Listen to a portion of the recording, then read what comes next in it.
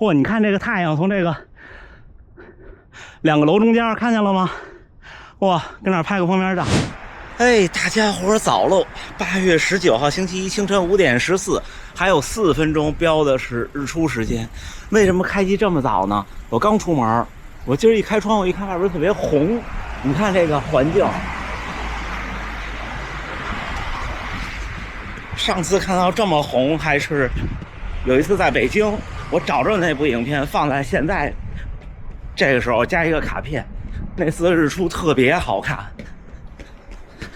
我赶紧跑到一个能看到正东，我现在右手是正东，因为有时候这种颜色就是一两分钟就过去了。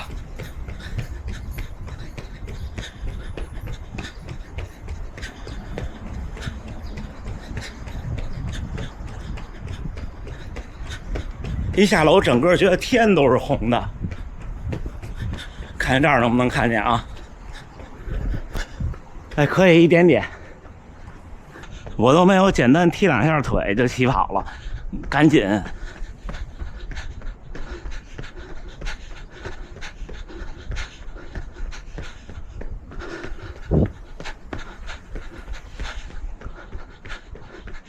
现在大阪这儿差不多是5点19分日出，像这种颜色，一日出马上就没有了。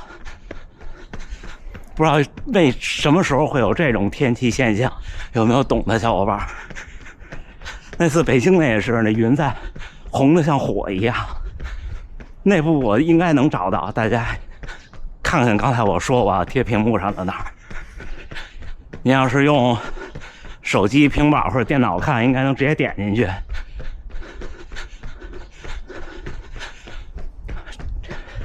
今天没有北京那次的那么好看。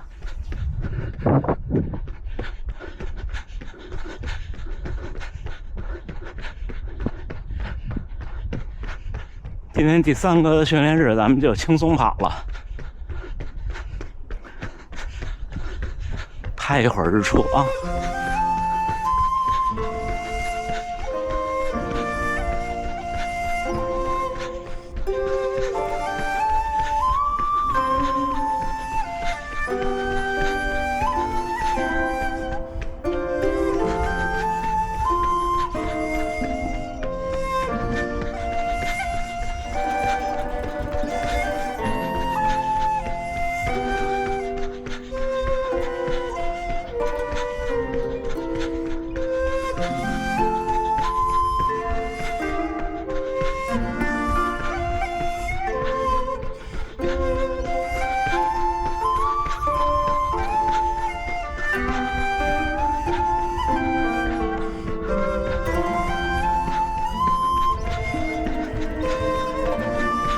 有时候晨跑真的不期而遇的惊喜。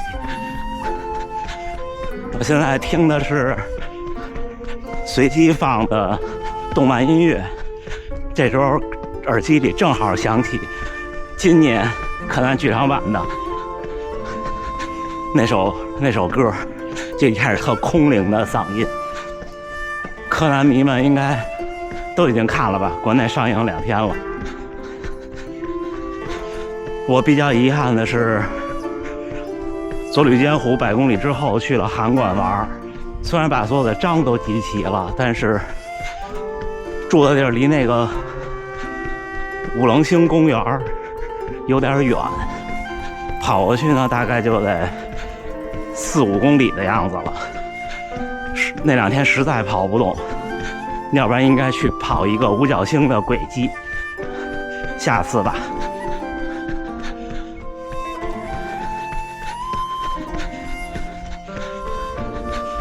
所以不同的国家、不同的文化产生不一样的音乐和作品是有道理的。那现在耳朵里听着这个歌，看着远处红红的天，这种街道的感觉就特别的搭。那去欧洲玩跑步听日文的歌就不太搭。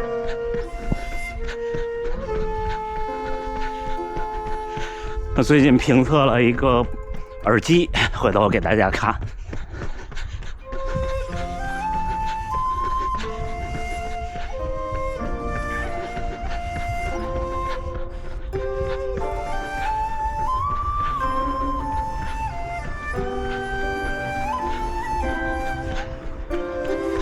对吧？你们看今天整个就像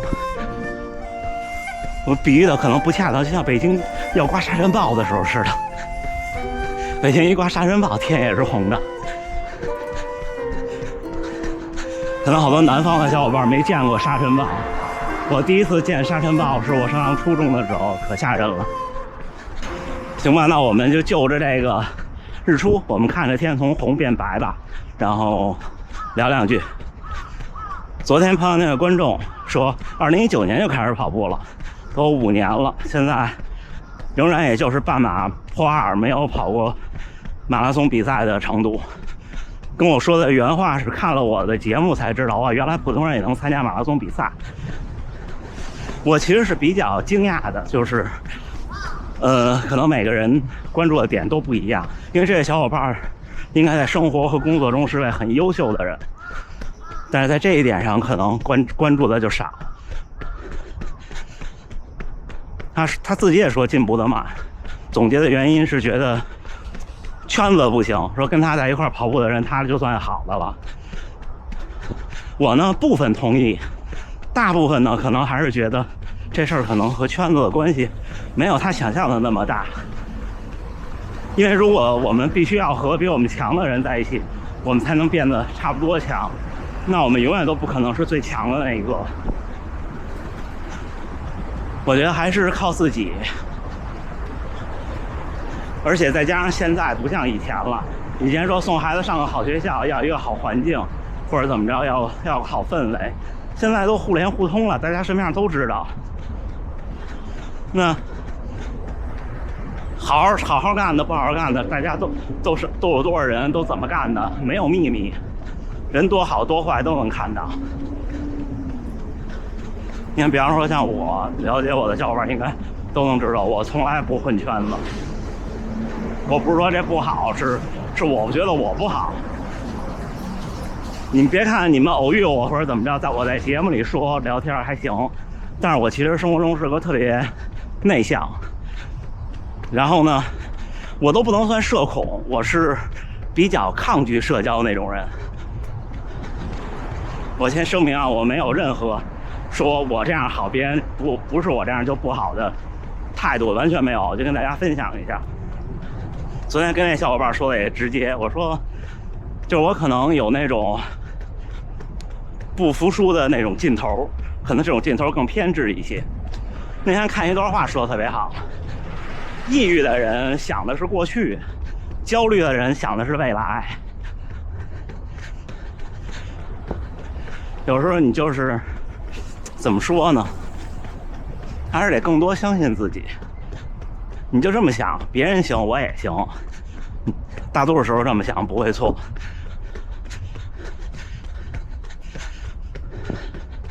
我觉得虽然咱们这频道跟大 V 们比差好远好远，我也没什么商业价值，但是我觉得差不多都不用说同水准，可能刚开始好多做的小伙伴在这个自媒体的圈里就已经比我混得好了，认识好多人。像我说的是某个途径可能加了谁一微信，突然一看怎么他们都互相是好友，就这种感觉。突然一看朋友圈，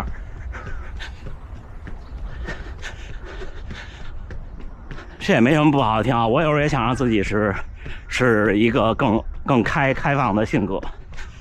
咱们就说说进步这事儿。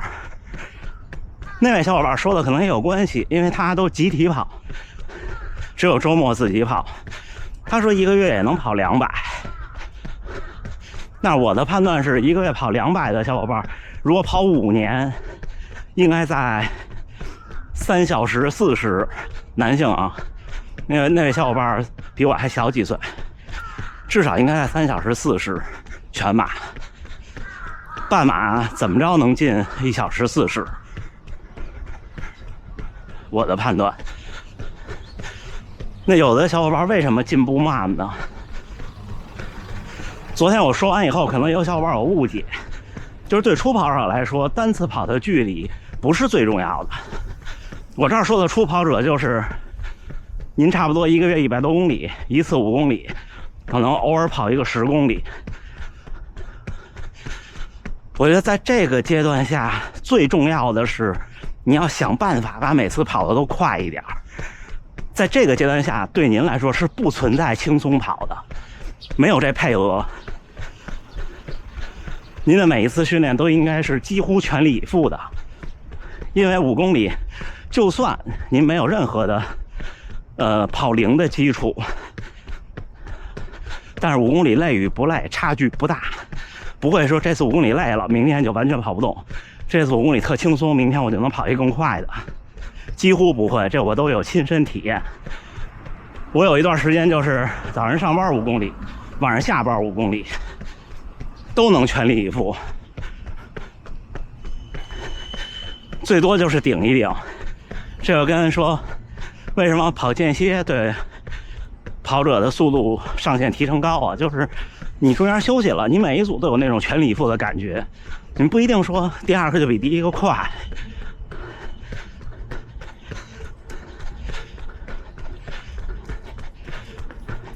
这个是特别说给这种阶段的小伙伴的，就最重要的一件事就是你就想办法吧，想办法每次都能快一点。有一种什么感觉呢？就我有一段时间每天的5公里都 PB， 连着好几天，虽然就几秒，而且那时候记得也不准。哎，这感觉就对了，这样你的进步就快了。就像周六直播给大家展示，我突然发现，我第一次半马是2015年2月，我是2014年9月从180多斤开始跑步的。虽然那半马是在跑步机，可能记得不准，但是不会差那么多。那个半马我跑了1小时58，而且我没停，中间一点都没停。我记得特清楚，跑到13公里岔气儿，难受，然后就举胳膊抻。那是个特小的健身房，加上我就俩人，当时跑完以后饿的前胸贴后背。但是为什么去跑那半马呢？在那之前我没跑过，我都没跑过13公里以上的距离。这就是我要说的第2点，就是对初跑者，或者这么说，您马拉松还在4个半小时以外，您想的也不是说我单次要增加多少距离，也没有太大意义，因为对您来说，可能平常跑5公里的训练，现在改成8公里你就跑不动了，后边很正常，我也是。我那时候老跑5公里，我一想今天的计划是8公里的时候，我心里也特别有压力。但是呢，时不时要挑战一下长一点的距离。我那时候怎么做的呢？我那时候就周末我就说得有仪式感，没仪式感你光在一个地儿绕圈可能不行，能弄一个叫3元连跑，公园的园。因为从我们家出门就是北京东三环团结湖公园的西门，我就进公园了，不跑一圈跑半圈，就从东门出去了，出去一路往东。那时候北京还有一个叫红领巾公园，大概再跑2-3公里到红领巾公园了。在那公园里绕一圈，同一个门进同一个门出。我那时候是从北门进北门出，绕一圈，这圈又是好像差不多2公里多，然后顺着东四环就去朝阳公园了。从朝阳公园的东边那个门进去，就4环边上那门，然后在朝阳公园里绕一大圈，再加6公里，这时候就10多公里了。然后再从朝阳公园出来，再往家跑。往家跑的时候呢，再把第一个公园的另外半圈跑了。这一趟16公里。那时候跑完以后，很多时候脚就磨泡了，到最后腿都没感觉了。就是要么挑战这个极限，要么挑战速度极限。初跑者就是挑战自己的极限，所以我才说，您决定去练马拉松的时候，一定全面做个体检，就是心脑系统的。我给您的建议是这样的，心电图现在可能更高级了，现在心脏彩超了，对吧？这是必须的。然后血压这些，血压和看看有没有贫血。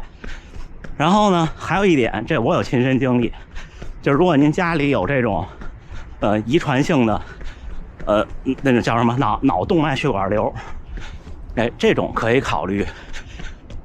如果您到了35岁以后，可以考虑体检查一查。没有遗传史的就不用，就完事儿了。然后就是把自己往前推，不停的逼自己一把。你想，我从190多斤，我最胖的时候180多斤，抱歉，我最胖的时候92公斤。9月份夏天那时候开始跑步，那时候1个月了不地了，我看我的记录80-90公里。到了当年年底，2014年底才稍微多一点，可能能上130，也开始跑刚才说那种周末的16公里了。那时候还不是16，那时候只能跑13。然后我完成第一个半马是2015年2月，在健身房，我估计可能是多记了，但是不会上下不会差2-3公里。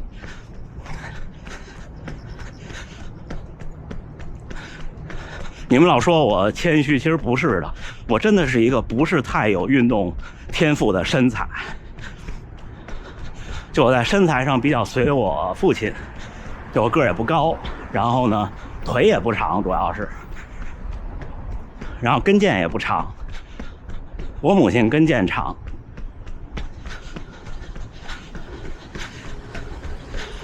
上学的时候我就没有什么运动天赋。有小伙伴说听我说过运动会拿过200米的冠军，高中的时候，那就挺了不起的了。其实不是的，我那中学和您各位想象那中学不一样，我中学人特少，我那一个年级就200来人，我这年级的冠军200来人，有一半是男生，而且我那中学其实考试成绩挺好的，所以呢运动成绩就相对的可能没那么好，也没有体育生，就是都是普通学生。然后那天我穿了一双找人借的钉鞋，就在那个北3环北4环那个联合大学那操场，因为那时候北京的中学好多中学没有标准的400米的场，运动会就租到别的地儿，那比第2名快了半个身子。那第一次穿钉鞋，觉得我太带劲了，但成绩不行啊，好像27秒多，对吧？我看大阪城左边金灿灿的，再看看太阳还红吗？对吧？简单总结一下就是，你不能把自己弄得特别的艰难，但是呢，时不时的推自己一把，逼自己一下，就不一样了。好吗？我跟那儿照个封面照。哇，你看这个太阳从这个2个楼中间，看见了吗？哇，跟那儿拍个封面照，咱们训练后再聊。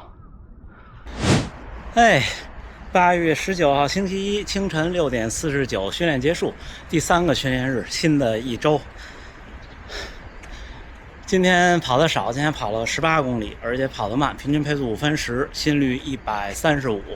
手表给的训练负荷是较小，今天挺凉快的。今天你别看早上显日出那样，然后云一直都特多，一直阴天，但是今天好像湿度略微的大。你看这汗出的，你出这么多汗，没有不沾不贴身的背心儿，是不是？